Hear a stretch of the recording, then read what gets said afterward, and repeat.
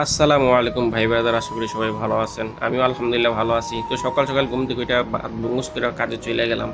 আর কাজে পৌঁছে গেছি, কাজে যেয়ে কাজ কাম করা শুরু করে দিচ্ছি।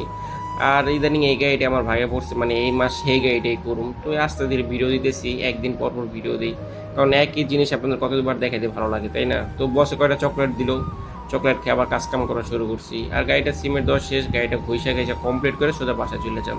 আরে ভাই, যেই বৃষ্টি নামতেছে দুদিন যাবত, কাজকাম করে কোনো মজাই পাইতেছি না।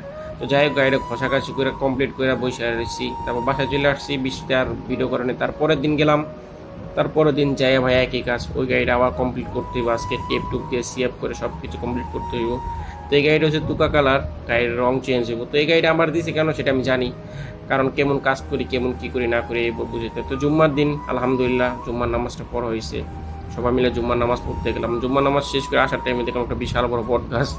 তো দেখা তো ভাই অবাক আমি পুরো। আর এই বিল্ডিংগুলো অর্ধেক বিল্ডিংই ফাঁকা। মালয়েশিয়া মানে এত কিছু করে রাখে ভাই, ধারণারও বাইরে। তো ভাত খাইছি, মিনিমাম খাবো না, এটা তো হয়ই না। তো মিনিমাম খাই, ওই গাড়ি টেপ দেওয়া শেষ, আর বাম্পারগুলো সব ঠিকঠাক মার। এটা হচ্ছে আমার বডি গার্ড, মানে কুকুরটা, কত বাচ্চাগুলো দেখছেন।